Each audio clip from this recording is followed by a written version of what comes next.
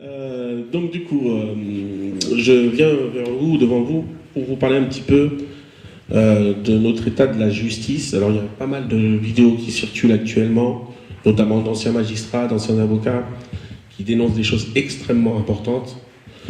Et c'est important aujourd'hui qu'on fasse un point sur ce qu'on peut faire et ce qu'on ne peut pas faire dans la justice, et ce qui marche et ce qui ne marche pas. Alors je me présente, donc je m'appelle Emmanuel Décoré. J'ai été créateur d'une entreprise en 2011 dans le dépannage automobile et je travaillais pour les autorités. Notamment, j'avais des agréments de marché public. C'était une société qui avait 9 salariés, 5 en CDI. Et je travaillais en tant que gardien de fourrière pour des réquisitions judiciaires. Et c'est tout simple, mon histoire elle est un peu simple. C'est-à-dire que à partir d'un certain moment, quand j'ai commencé à bien marcher, en fait j'ai le procureur de la République qui a décidé de ne plus me payer. Voilà, tout simplement. Vous avez entendu ce qu'il a dit? Le procureur de la République. Voilà. Donc c'était le Marc Simamonti à Lyon. Donc j'ai une reconnaissance de dette de la part du procureur qui me dit en gros, je suis dans la situation d'avoir la fiche de paye, mais j'ai pas eu le virement. Voilà. Mais bon, il y a eu des conséquences, puisque la société a été fermée. Et la créance existe encore. Voilà. Donc c'est 10 ans après. Voilà, c'est quelqu'un qui a été liquidé parce que c'était l'État qui lui devait de l'argent. Vous vous rendez compte? C'est l'État qui lui devait de l'argent.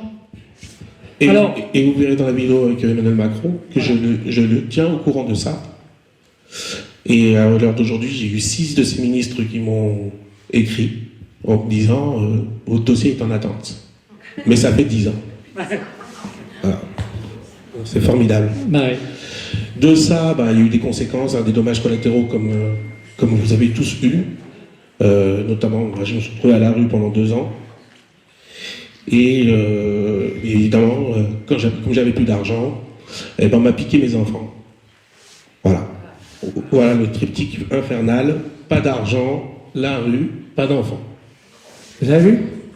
Ça s'est passé exactement comme ça. Et c'est l'État qui lui devait de l'argent. Hein? Voilà. Alors ce que je voudrais dire à tous, je vais essayer quand même de donner de l'espoir dans ce, on va dire, je ne sais même pas comment on peut définir ça, dans cette cabale juridique qu'on subit tous. Alors il y a un mot qui était très important qu'a dit hier Hélène, c'est que les juges rejugent, alors qu'ils n'ont absolument pas le droit de le faire. Alors depuis, je me suis énormément battu, et puis j'ai étudié le droit, et j'ai fait pas mal de synthèses, et notamment, il n'y a pas que les avocats qui ont le droit de vous défendre.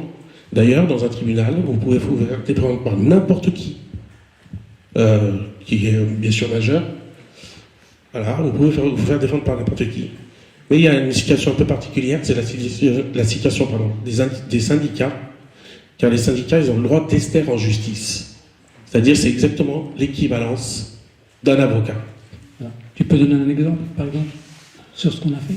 Oui, voilà. Donc avec Christophe, on se connaît de ce côté-là, puisqu'on est dans le même syndicat, on a tous les deux des mandats représentatifs, et on a représenté pas mal de monde. Alors, il faut préciser une chose. On a surtout un mandat avec un syndicat auquel j'appartiens, auquel on a travaillé ensemble, qui s'appelle Syndicat France TPE. France, très petite entreprise. Ouais. On a le droit de remplacer n'importe quel avocat dans n'importe quel tribunal de commerce. D'accord? Et de prendre à contre-pied tous les menteurs qui sont en face. Et alors attention, parce que ça ne se limite pas qu'au tribunal de commerce. C'est absolument partout. Donc là, je vais vous parler un petit peu du droit, pour vous montrer un petit peu ce qu'on peut faire et ce qu'on ne peut pas faire. Alors déjà, je vais vous parler de hiérarchie des normes. Est-ce que vous connaissez ce que c'est? Oui, non, pas trop? Pas trop? Voilà. C'est le corollaire de tout ce que je vais dire aujourd'hui. Ouais. Alors, la hiérarchie des normes, ça commence, c'est simple. Dans le droit, il y a la loi. Donc la loi, elle est votée, comme aujourd'hui. Elle n'est pas votée, mais elle est adoptée. Enfin, bon, bref, il y a la loi. Alors j'ai oublié une petite étape, avant la loi il y a les décrets. Parce que les décrets, c'est les décrets d'application en général. Donc c'est encore plus important que la loi finalement, parce que le gouvernement en général, il gouverne par décret.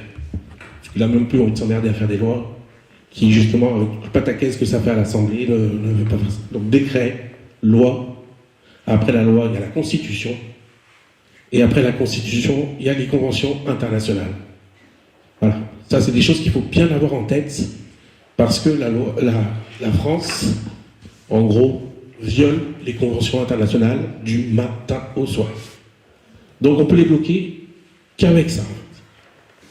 On peut les bloquer, et cet été on a fait un travail extraordinaire avec un autre syndicat, et on a... Donne son nom. Donne son nom. Oui, donc c'est le syndicat CMU, il est représenté par Jean-Claude Ponson qui est son président, et qui est à... non, Zone, c'est comment ça s'appelle? Je me souviens plus. Enfin bon, bref, voilà. Donc cet été, on a pris beaucoup de victimes dans pas mal de domaines, parce que en fait, on a la bombe atomique en ce qui concerne la justice. On a un papier qui s'appelle, donc là tu peux le montrer Chloé, ça s'appelle une déclaration d'exception de nullité. C'est très important ce qu'il dit. C'est l'essentiel. Donc là vous avez un exemple.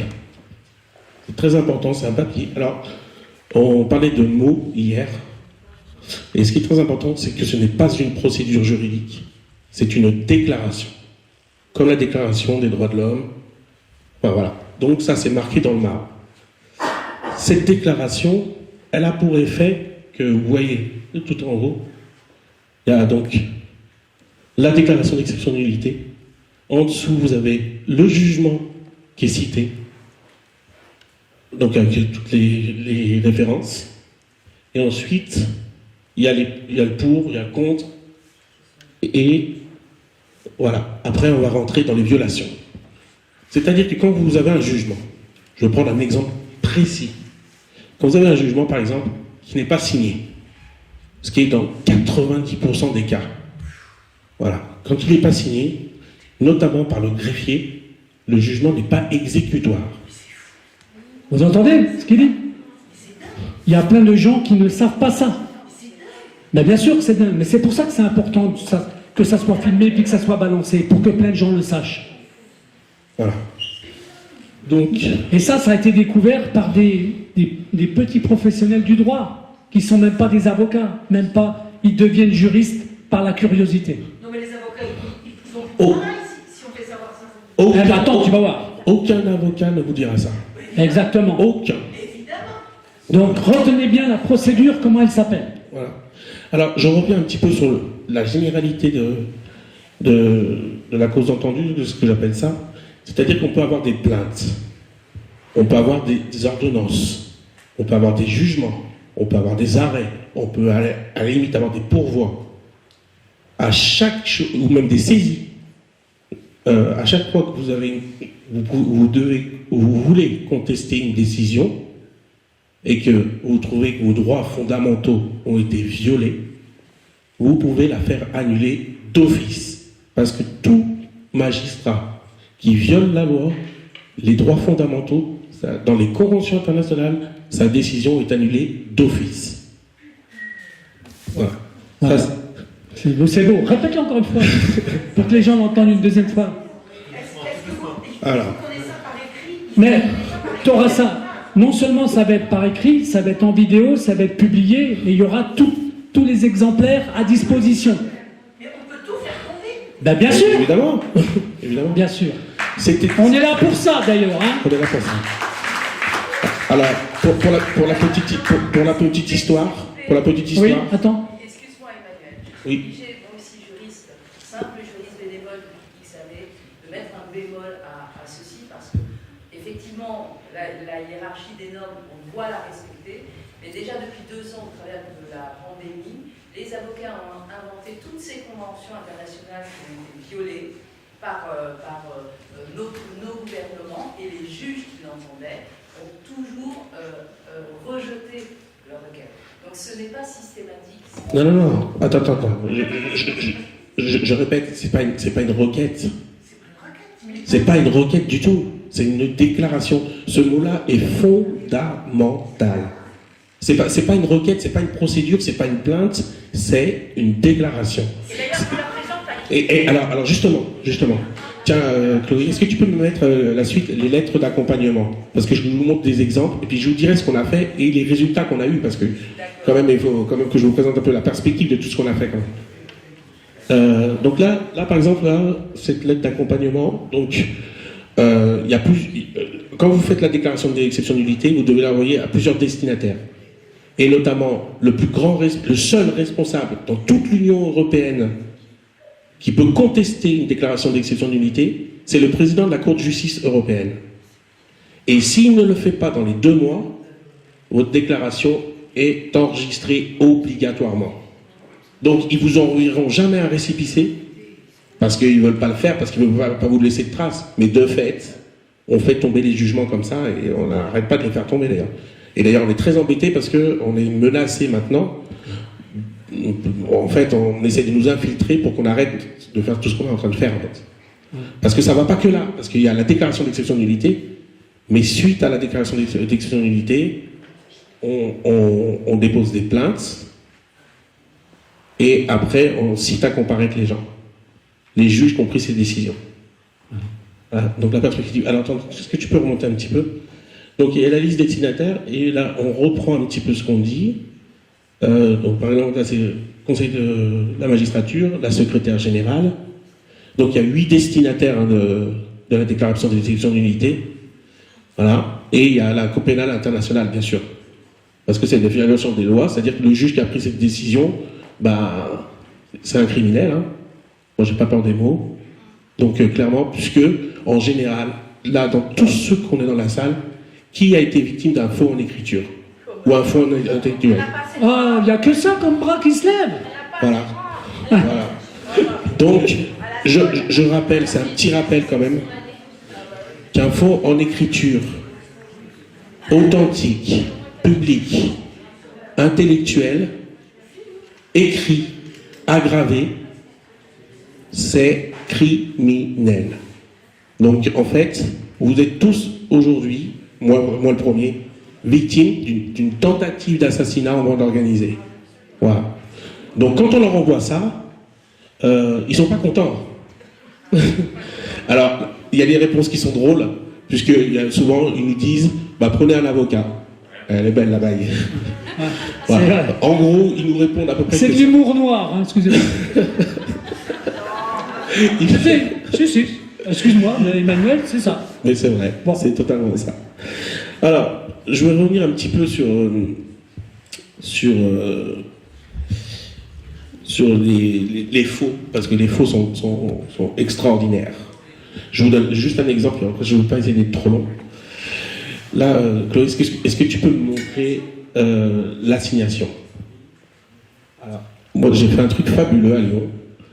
J'avais l'aide juridictionnelle, et c'était une avocate qui travaillait avec mon père qui était mon associé dans mon entreprise. Et cette avocate, bon, elle a eu un petit peu peine à voir ce qu'on avait comme problème, donc elle a rédigé une assignation.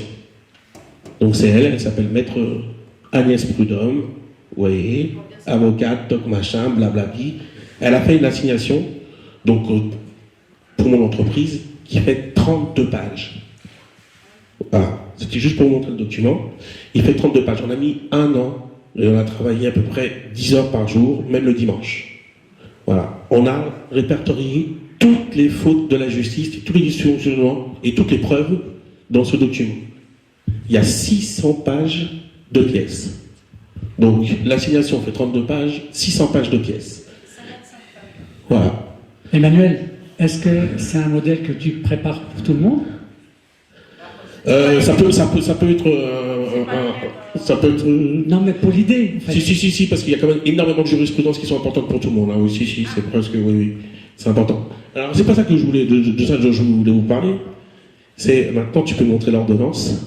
Donc, elle dépose, attendez, je donne le contexte. Elle dépose donc 32 pages à la présidente du tribunal judiciaire de Lyon, 600 pages de conclusion.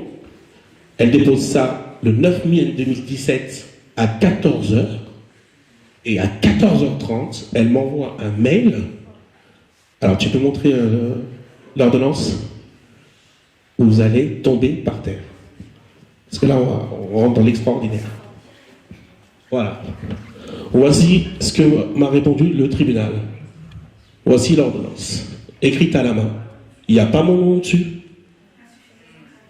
Voilà, blablabla. Voilà. Ils ont été piqués, parce que... Voilà. Et ça, j'ai fait une déclaration d'exception de nullité sur ce document. Et là, j'ai le premier président de la Cour de cassation française qui m'écrit « On ouvre une enquête ». Bon, en attendant, ça fait quand même maintenant bientôt 2 ans. Donc j'attends toujours l'enquête. Ce qui est important là-dedans, c'est que quand vous avez un jugement qui tombe, bah, votre vie, elle change. Pas simplement parce que, après, bah, normalement, vous devriez pouvoir demander des préjudices, mais simplement psychologiquement, bah, vous les avez mis à terre. Et je pense que c'est déjà ça qu'il faut commencer à faire. Alors si on le fait en masse, alors je vais juste terminer par ça. Cet été, on en a déposé 122. Voilà, donc il y a 122 victimes qui ont eu ces déclarations d'exception de nullité. Et là, on est rentré dans des gros délires de mandataires de justice qui ont convoqué les gens. Ils commencent à bouillir parce qu'il y en a beaucoup trop.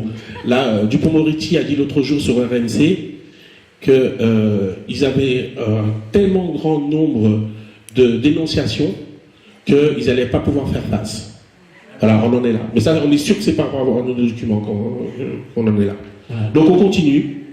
Je vous invite, si vous êtes, vous avez envie de faire tomber vos jugements déjà, parce que ça, moi, je le fais en 5 minutes, venir nous voir, et puis voilà, je suis disponible. Voilà. Attends, les 200 Voilà. que tu as déposés cet été, il y a eu quoi? Alors, Dans les 200, on n'a pas eu une seule contestation. voilà, donc c'est important. Est-ce que vous demandez une carte professionnelle, une carte d'identité à un juge, s'il vous plaît? Ah oui, ça m'a fait beaucoup rire hier. Ah oui, alors oui, parce que là j'essaie de faire très très vite. Je vais revenir un petit peu sur la déclaration d'exception de nullité pour vous montrer un truc. Je vous parlais des signatures, notamment du greffier. Il y a plein de choses. Quand on a un procès, on doit être convoqué par notification et signification. Si c'est pas fait, la convocation, vous n'allez même pas au tribunal. Moi, c'est ce que j'ai fait devant le juge d'application des peines. Elle m'a convoqué, j'y suis même pas allé. Non, mais je voulais savoir. Voilà.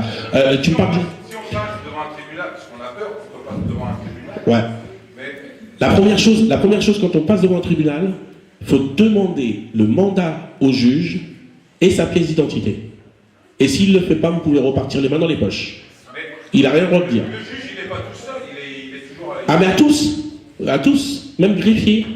D'accord. Mais Toute la composition du tribunal, vous leur demandez votre mandat et votre pièce d'identité. c'est-à-dire que moi, par exemple, on va dire que vous êtes un juge, je me présente devant vous, Ouais, moi je vais être intimidé. ouais.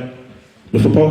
Est-ce que j'ai le droit de demander au juge Ouais. sa carte d'identité et un mandat qui prouve qu'il peut me juger? Voilà, il faut lui demander. Si vous ne la présente pas, il viole les droits fondamentaux. Et qu'est-ce que vous faites? Vous laissez même parler, vous virez, vous faire ce que vous voulez, et vous repartez, puis après, vous allez faire tomber sa décision, quoi qu'il arrive. Donc, Ah ouais, mais- voilà. Mais il faut revenir à la source du problème. C'est exactement la même chose que dans toutes les procédures. La chose que tu vas chercher, c'est le premier des mensonges. Quand tu vas chercher le premier des mensonges, tu peux contrer tous les autres. Et je vous donne un exemple très concret.